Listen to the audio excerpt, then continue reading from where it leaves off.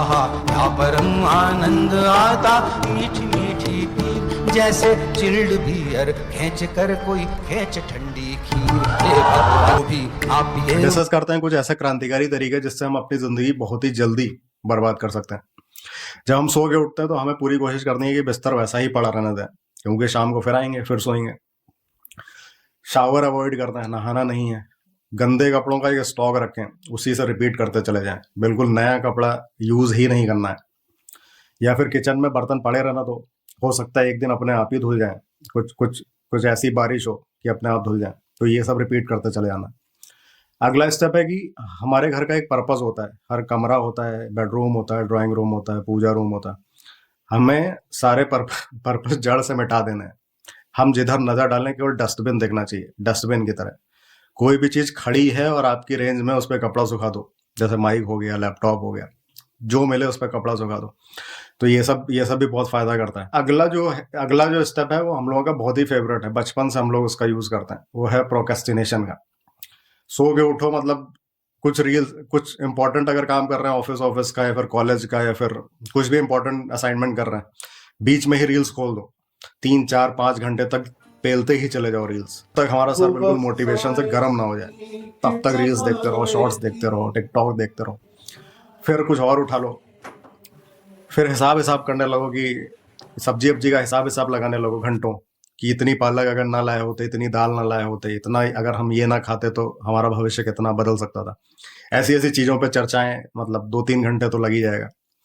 फिर डिसाइड करो कि चलो कुछ कुछ कुछ जिम में चले जाते हैं, अगर रनिंग रनिंग कराते हैं तो जूते उते निकाल के रखो। उसको 1 1.5 घंटे तक देखते रहो, बिल्कुल डायरेक्ट, बिल्कुल फेस टू फेस। फिर डिसाइड करो कि यार आज नहीं हो पाएगा, जो जो कायनात है, जो नेचर है, वही नहीं चाहता कि हम आज कुछ करें।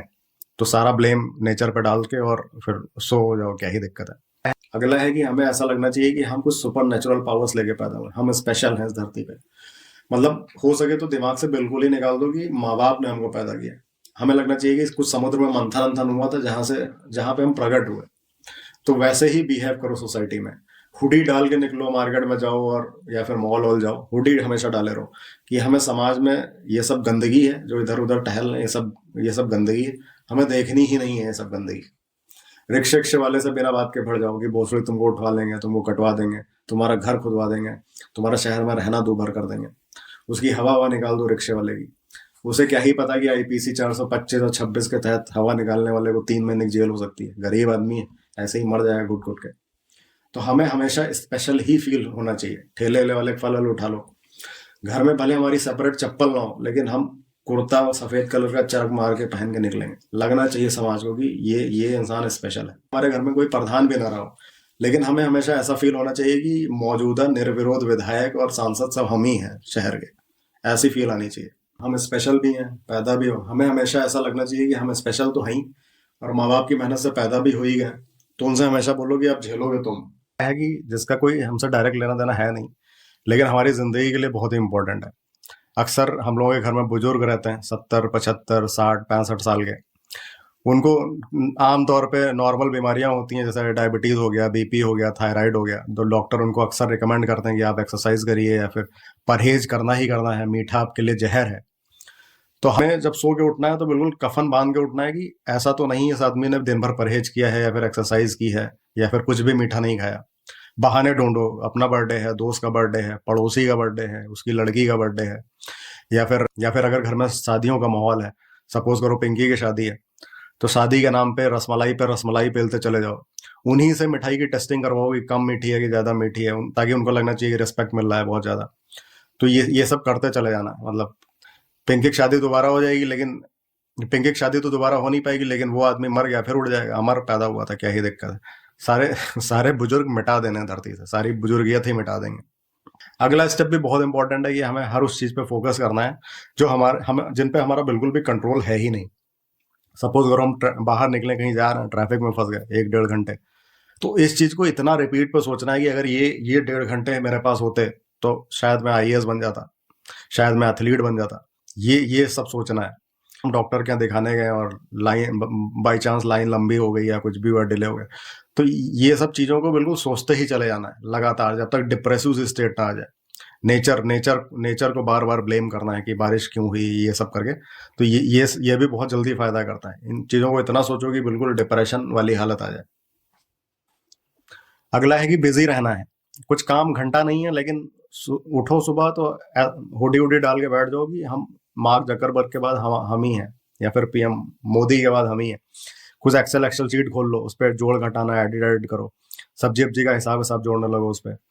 या फिर सोशल मीडिया अकाउंट्स हमारे कितने इंपॉर्टेंट हैं कि फेसबुक हो गया, इंस्टा हो गया, लिंक्डइन हो गया, जाके देखो कि कौन सी पोस्ट हमने 3 दिन पहले डाली थी या फिर फोटो डाली थी, किसने लाइक किया, किसने लाइक नहीं किया, ऐसी क्या वजह रही होगी उसकी फैमिली में कि उसने कमेंट किया या फिर नहीं किया। तो इस चीज़ों को बहुत गहराई से सोचना है, ऊपर से नहीं सोचना है, बहुत ही गहराई से सोचना है इन चीज़ों को। ये चीज़ें भी बहुत जल्दी फायदा करती हैं। अब इम्पोर्टेंट है, हालांकि हम उस पर ज़्यादा ध्यान देते नहीं हैं कि हम बिजी हों या ना बिजी हों, हमें हमेशा ना बोलना है।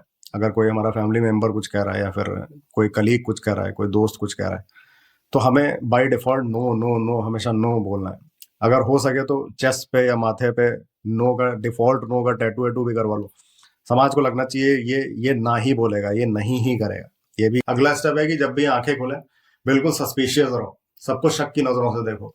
इधर उधर तब घर के नीचे निकलो तो रिक्शे वाले को शक की नजर से देखो कि कहीं ये रॉ का एजेंट तो नहीं है। कोई आदमी खड़ा देख रहा है, उसको देखो कि ये यहाँ इतनी देर से क्यों खड़ा हुआ है। किसी ने स्माइल कर दिया, फिर किसी ने नमस्ते बोल दिया, तो सोचो कि ऐसी क्या वजह रही होगी इसकी जिंदगी में जो इसने ऐसा किया, स्माइल किया है फिर नमस्ते किया। या फिर किसी ने कोई एक्शन नहीं लिया तो सोचो कि बहुत ही बड़ा षड्यंत्र लग रहा है ये तो, कि इसको कुछ ना कुछ तो करना चाहिए था, इसने कुछ नहीं किया। तो इन बातों को इतना रिपीट पर सोचते ही चले जाओ बिल्कुल, जब तक डिप्रेसिव स्टेट ना आ जाए।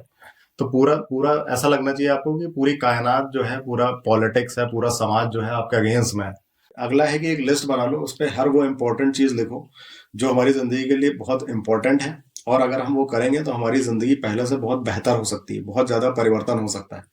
और लाइन से हम वो चीजें इग्नोर करेंगे। सपोज कि कोई किताब है, कोई कोर्स है, अगर हम वो पढ़ लेंगे या कोर्स कर लेंगे तो हमें पता है कि हमारा एग्जाम बेहतर हो जाएगा या फिर कंपटीशन निकल जाएगा, लेकिन उसको बिल्कुल ही इग्नोर कर देंगे। दूसरा हेल्थ के टर्म्स में हो गया, कोई चीज़ हमें डॉक्टर ने बताई है कि ये चीज़ खा लो तो तुम्हारा पहले से बहुत बेहतर हो जाओगे, बिल्कुल सही हो जाओगे, तो हम बिल्कुल ही इग्नोर कर देंगे। एक ही जिंदगी है साला, उसमें मतलब जवानी में हार्ट अटैक भी ना आया तो ऐसी ऐसी जवानी ही बेकार है। तो ये सब चीज़ें हमें रिपीट करती चली जानी है, सारी चीज़ें इग्नोर कर देनी। वीडियो देखने के लिए आपका बहुत बहुत धन्यवाद। अगर आपका मन करे तो लाइक एंड सब्सक्राइब करना, ताकि ऐसी ही नेगेटिव एनर्जी मेरे अंदर बनी रहे ऐसे वीडियोस बनाने के लिए। Thanks for watching.